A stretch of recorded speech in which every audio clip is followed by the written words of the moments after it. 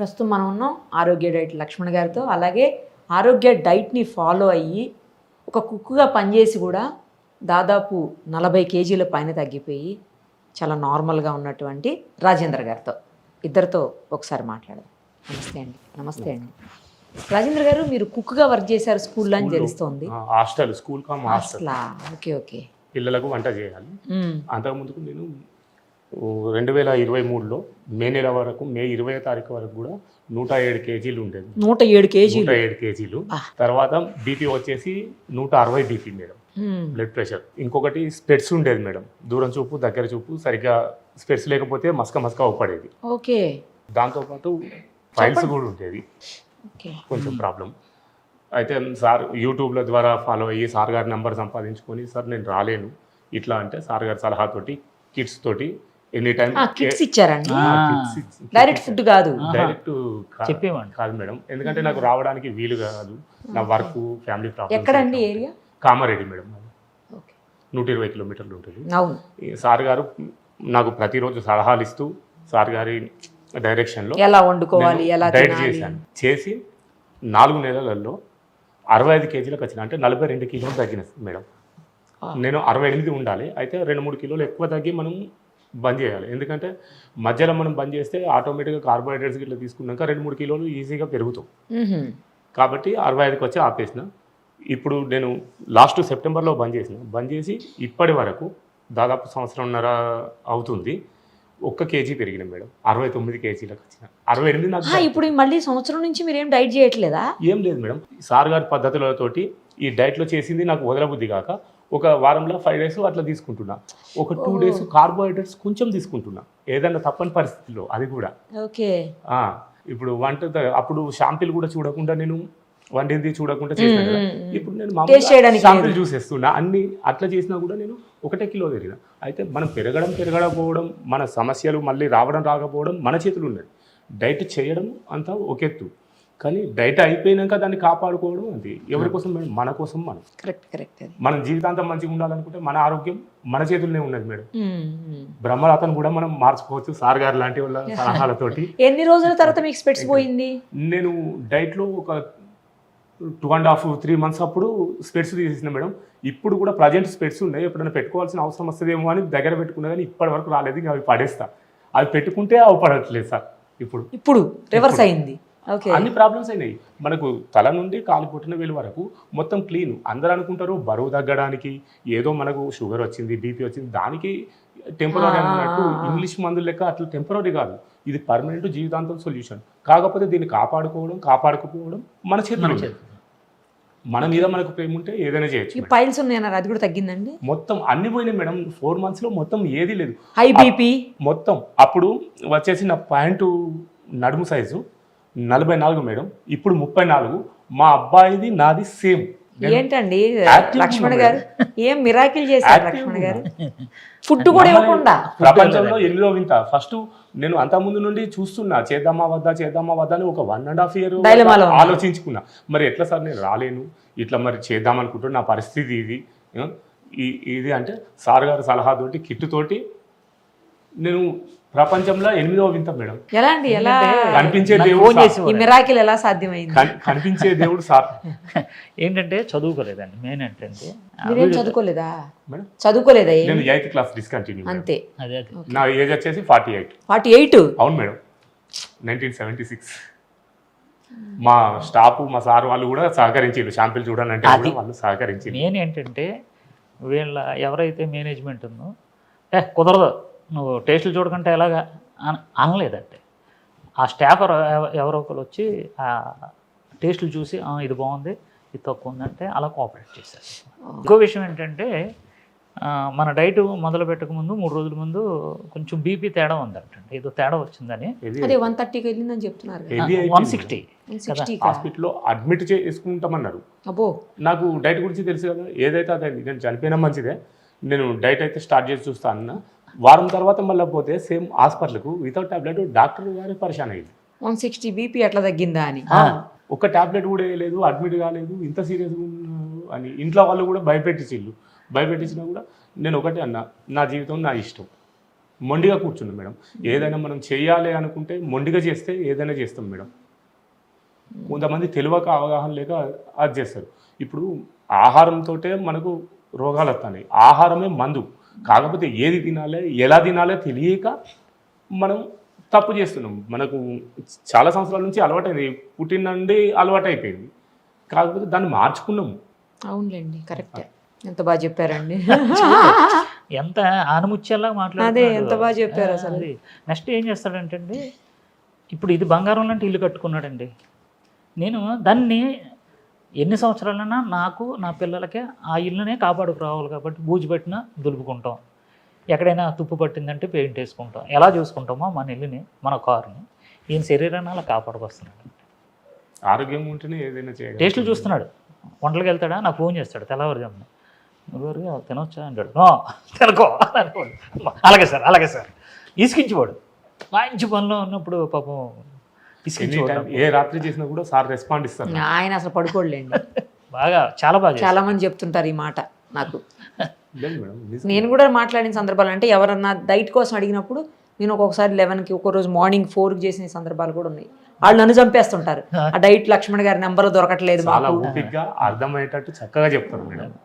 విసుగు అనేది ఉండదు. కొంతమందికి ఏముంటుంది, వాళ్ళు టైట్ అయ్యి కొన్ని ఫ్యామిలీ ప్రాబ్లమ్స్ ఇట్లా ఉండి ఏదో సరే మళ్ళీ చూస్తామండి, వాయిదా అయ్యారు.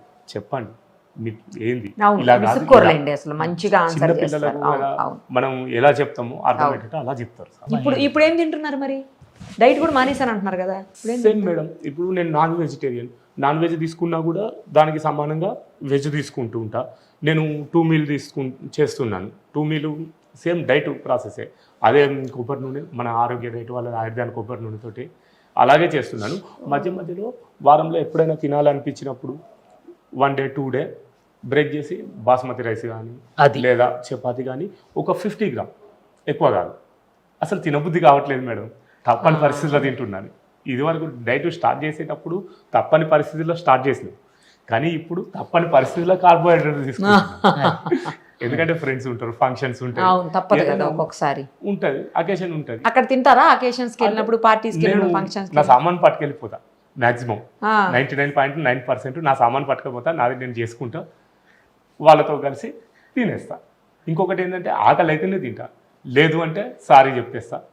ఒక బుల్లెట్ ప్రూఫ్ కాఫీ కానీ, లేకపోతే హాట్ వాటర్లో కాఫీ పౌడర్ వేసుకొని డికాషన్ కానీ, గ్రీన్ టీ కానీ అవి తీసుకుంటా. అంత స్ట్రిక్ట్గా చేయటం కూడా కష్టమే బయట ఫంక్షన్కి వెళ్ళి కదా. కదండి మరి అదే వాళ్ళతో తింటా, కాకపోతే ఫుడ్ చేంజ్ చేస్తా. కానీ మన ఫుడ్ అక్కడ దాకా పట్టుకెళ్ళడం కూడా కష్టమే.